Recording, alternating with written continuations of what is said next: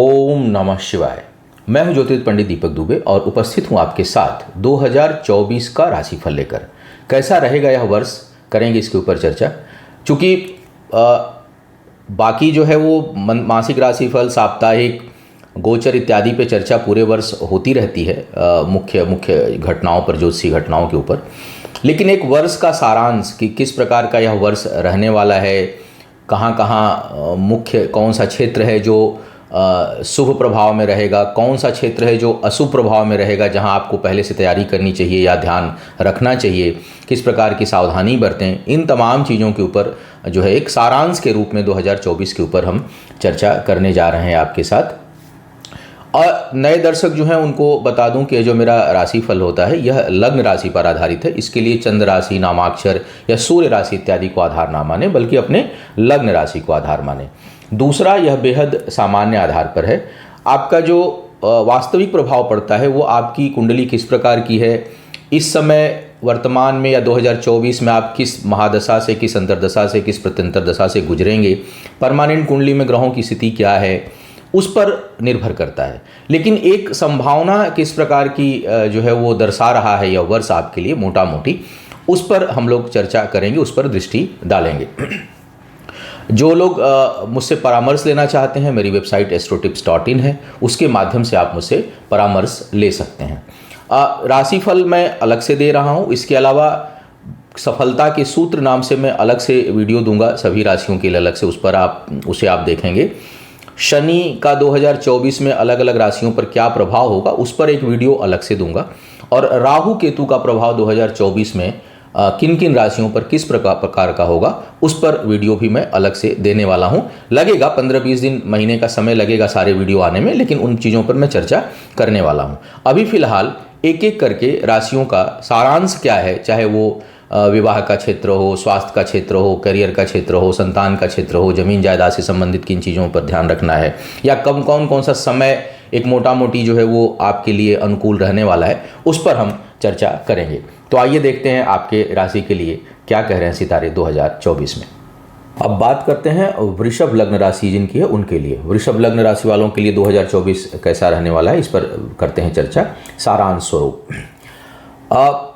सबसे पहले अगर देखा जाए बड़े ग्रहों की स्थिति जो लंबे समय तक आपकी कुंडली में स्थिर रहेंगे, उसमें राहु पूरे वर्ष पर्यंत एकादश भाव में रहेंगे, 11th हाउस में। केतु जो है वो आपके पंचम भाव में रहने वाले हैं। शनि आपके वक्री और मार्गी होंगे 2024 में, वक्री मार्गी रहते हुए भी कुंभ राशि में रहेंगे आपके 10वें भाव में। तो 3 ग्रह तो पूरे वर्ष पर्यंत आपके इन भाव में रहने वाले हैं। देवगुरु बृहस्पति मई के प्रारंभ तक आपके 12 भाव में और उसके बाद आपके लग्न में आएंगे। वृषभ लग्न जो है वो, वृषभ राशि जो है वो गुरु की शत्रु राशि है, शुक्र की राशि है। तो इन सभी ग्रहों को देखते हुए जो मुख्य ग्रह हैं, और थोड़ा बहुत गोचर के प्रभाव को भी मैंने देखा है कि प्रमुख गोचर किसी पर्टिकुलर कार्य के लिए कौन सा गोचर किस समय क्या होगा, तो वो महीना कौन सा आपके लिए किस उद्देश्य से लाभकारी होगा, उस पर हम एक चर्चा जो है वो करते हैं। सबसे पहले तो हर किसी को इनकम की पड़ी रहती है कि भाई इनकम कैसी रहने वाली है, तो आय की बात करते हैं। सबसे पहले आय के दृष्टिकोण से राहु का देखिए प्रभाव रहने वाला है आपके 11th हाउस में। मीन राशि उनकी नीच राशि मानी जाती है। ऐसे में क्या है कि अकेला राहु 11th हाउस में राजयोगकारी भी माना जाता है, तो धन की प्राप्ति तो होती रहती है, लेकिन उतार चढ़ाव बहुत रहता है और कई चीज़ें अप्रत्याशित होती हैं। तो जब चीज़ें अप्रत्याशित हों, चाहे अधिक मात्रा में या कम मात्रा में, चढ़ाव पर हों, ऊपर जाएं या झटके से नीचे आएँ, तो इसका जो प्रभाव होता है आपके जीवन पर, वह अस्थिरता उत्पन्न करता है। आप जो है वो स्टेबल फील नहीं करेंगे। दूसरी समस्या ये होती है कि राहु असंतुष्ट रखेगा, तो आय चाहे जितनी हो जाए आपको संतुष्टि जल्दी नहीं मिलेगी। इनकम के स्वामी जो है 11th हाउस के आपके बृहस्पति हैं। बृहस्पति जो है वो 12 भाव में शुरू में रहने वाले हैं, तो यात्राओं से लाभ, कहीं स्थान परिवर्तन से लाभ, सुदूर से लाभ का योग बनाएंगे। अपने स्थान से लाभ का उतना योग नहीं बनेगा। जब मध्य भाग में भी आपके जाएंगे, आपके लग्न पर जब आएंगे, आपके लग्न राशि पर जब आएंगे, तो उस दौरान अगर देखा जाए तो यह आपसे काम अधिक डिमांड करेंगे और उसकी अपेक्षा आय उतनी नहीं होगी। दूसरा, मानसिक द्वंद्व भी क्रिएट करेंगे। तो हमेशा द्वंद्व की स्थिति, पंचम भाव भी प्रभावित हो रहा है केतु के कारण। केतु भी इमेजिनरी चीज़ें क्रिएट करते हैं। तो काल्पनिक दुनिया में कई बार हम काल्पनिक जो है वो चीज़ें उत्पन्न करने लगेंगे, प्रसन्नता भी और भय भी। केतु की जो सामान्य टेंडेंसी है वो, अगर आपका लग्नेश मजबूत नहीं है, यानी जैसे वृषभ लग्न की आपकी कुंडली है तो आपके लग्नेश शुक्र हैं और आपके पराक्रम भाव के स्वामी, तीसरे भाव के स्वामी चंद्रमा हैं। अगर ये दोनों ग्रह आपकी कुंडली में बहुत मजबूत नहीं हैं तो केतु पंचम भाव में आपको काल्पनिक भय उत्पन्न करेंगे। काल्पनिक भय क्या होता है? छोटा सा रोग हुआ, नेट पे पढ़ लिए और अब हमको लगने लगा कि पता नहीं क्या होगा, अब तो जिएंगे ही नहीं। कोई छोटी सी समस्या हुई, कहीं ऑफिस में छोटी सी बात हुई, लगेगा अब तो बवाल ही हो जाएगा। कहीं छोटा सा मैटर हुआ, उसको हम बड़े रूप में देखते हैं, बड़ा आकार बना लेते हैं अपने दिमाग में और उसको लेके हम चिंतित होने लगते हैं। तो या कई बार अगर दोनों मजबूत हुए तो हमको काल्पनिक खुशी भी होने लगेगी। जो प्राप्ति नहीं होगी, ख्याली पुलाव बना रहे हैं कि ऐसे करेंगे तो यहाँ से 10 करोड़ आ जाएगा, यहाँ से 15 करोड़ आ जाएगा और हम जो है ये हो जाएगा मेरे साथ, अब तो ऐसे होने वाला है। तो दोनों ही स्थितियाँ काल्पनिक हैं। काल्पनिक भय या काल्पनिक प्रसन्नता जो है वो उत्पन्न होगी। प्रसन्नता तब होगी जब शुक्र और चंद्रमा मजबूत है आपकी कुंडली में। अगर ये दोनों कमज़ोर हैं, विशेष करके अगर चंद्रमा पीड़ित है आपकी कुंडली में, तो बड़ा भय उत्पन्न करेंगे काल्पनिक, बिना वजह के डरेंगे आप। तो ऐसी सिचुएशन आती है तो ज्योतिष का काम है आपको संकेत देना कि ऐसी चीज़ें हो सकती हैं। तो आप समझ जाइएगा कि क्यों हो रहा है और हमें नहीं डरना है, डरने की आवश्यकता नहीं है। तो आय के अगर मैं दृष्टिकोण से देखूं तो यह वर्ष आपके लिए उतार चढ़ाव भरा, असंतुष्टि का बोध कराने वाला है। कितना भी पैसा आ जाएगा तब भी संतुष्टि नहीं होगी और कई लोग गलत कार्य से धन प्राप्त करने के लिए प्रेरित भी होंगे, क्योंकि राहु का प्रभाव, कुछ दर्शक जब मैंने मांगा था कि सुझाव दीजिएगा आप लोग, तो आया है कि आप राहु केतु का शुभ प्रभाव भी बताइएगा। राहु केतु की जो टेंडेंसी होती है वो शुभता लिया हुआ नहीं होती है।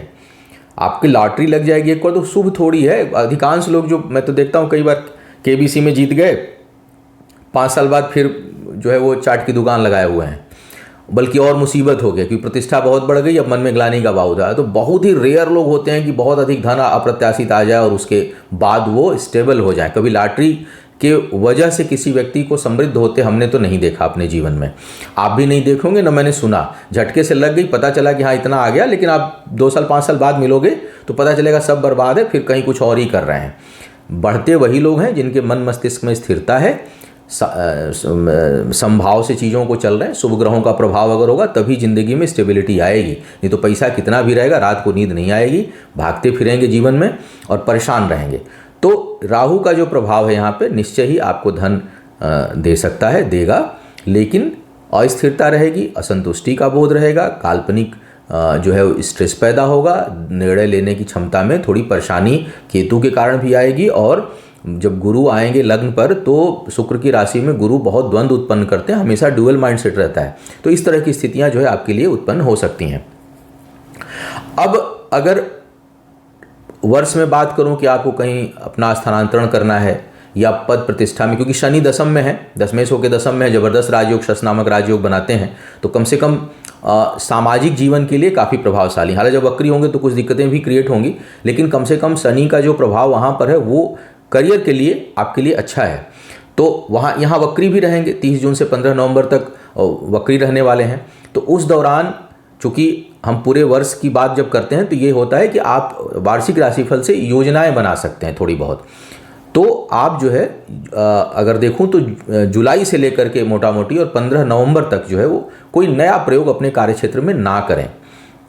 पद प्रतिष्ठा, पदोन्नति, ट्रांसफ़र, स्थानांतरण इत्यादि के लिए मैं देख रहा हूँ कि फरवरी, मार्च और मई का महीना आपके लिए थोड़ा उपयोगी है। तो अगर कहीं तबादले की सोच रहे हैं तो इस दौरान अगर प्रयास करते हैं तो उसके होने की संभावना होगी, नहीं भी प्रयास करेंगे तो इसमें अवसर आपको आ सकता है फरवरी, मार्च और मई में। तो ये तो बात हो गई आपकी इनकम और करियर से संबंधित। यात्रा के दृष्टिकोण से देखूं तो बृहस्पति आपके द्वादश में शुभ प्रभाव, हालांकि शनि की भी दृष्टि है कर्म क्षेत्र पे, लेकिन शनि है, तो दोनों का जो मिला जुला प्रभाव होता है ये धार्मिक कार्यों के लिए बहुत अच्छा होता है। तो जो लोग ऐसे काम में हैं, जो समाज के उत्थान के लिए काम कर रहे हैं, प्रीचर हैं, गाइड हैं, अच्छा मोटिवेटर हैं, बहुत कहीं भी किसी भी धार्मिक गतिविधियों में जुड़े हुए हैं, जन कल्याण में जुड़े हुए हैं, उसके दृष्टिकोण से समय अच्छा रहेगा। धन खर्च उस पर होगा। आपके लिए जो है वो धार्मिक और सामाजिक यात्राएं हो सकती हैं। तो शुभता में, लोगों की मदद करने में, दूसरों के भलाई में, दूसरों के उत्थान में आपका धन खर्च हो और उससे संबंधित यात्राएं हों, इसका योग दिखाई दे रहा है। विवाह की बात करता हूँ, क्योंकि ये सब सारी जो महत्वपूर्ण चीज़ें हैं वो वार्षिक राशिफल में कवर करने का प्रयास होता है। तो विवाह के दृष्टिकोण से देखूँ तो शनि की सीधी दृष्टि, दशम दृष्टि जो है वो आपके जो है वो सप्तम भाव में पड़ रही है।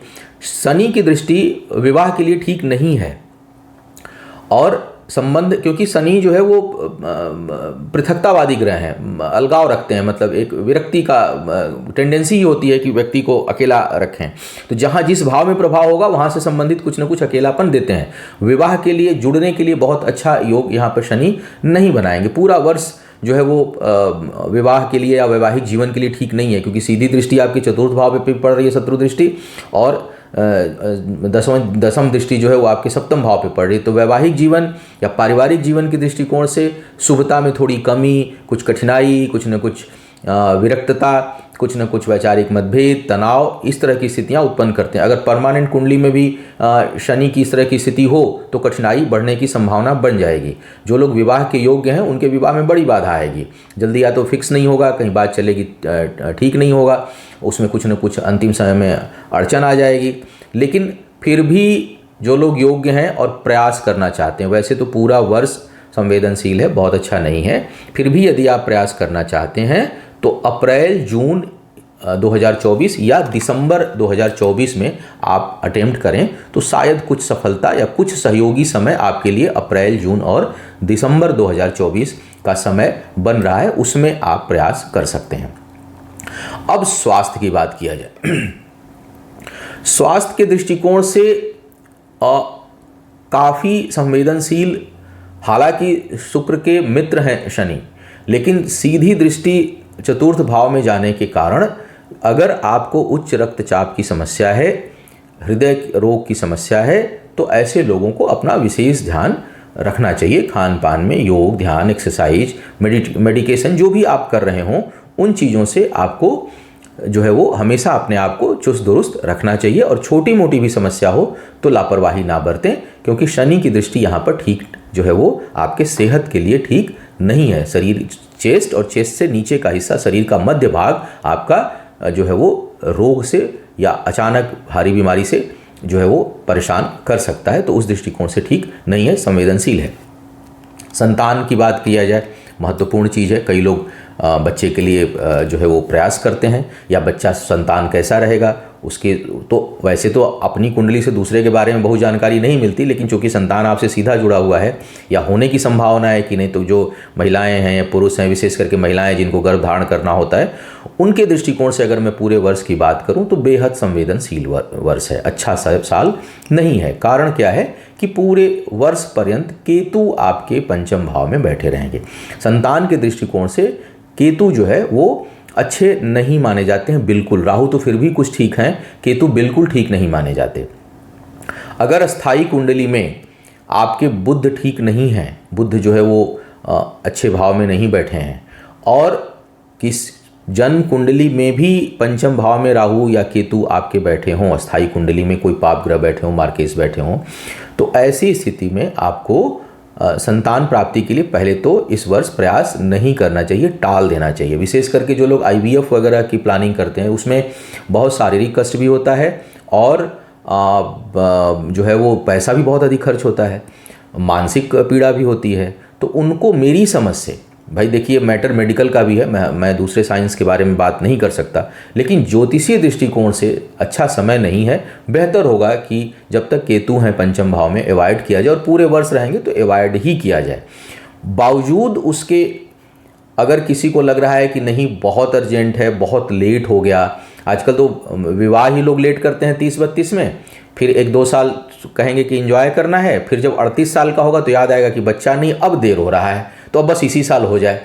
तो ये जो बेचैनी है, ये जो परेशानी है, अगर इस तरह की आ रही है या बहुत लंबे समय से प्रयास कर रहे हैं, तो केतु के वहाँ पे रहते हुए भी प्रयास अगर आपको करना ही हो तो मेरी समझ से आपको मार्च और अक्टूबर 2024 ये 2 महीने ऐसे हैं जो थोड़े योगकारी, उस समय ग्रह गोचर में कुछ शुभता लिया हुआ प्रभाव मैंने देखा है ग्रहों का, तो उस दौरान आप ले सकते हैं। बेहतर होता है कि बड़ा डिसीजन लेना हो तो कुंडली का विश्लेषण करा लें, एक बार सलाह ले लें, तब जा करके आप आगे बढ़ें। तो मार्च और अक्टूबर का महीना थोड़ा सहयोगी है, लेकिन ओवरऑल पूरा साल सहयोगी नहीं है।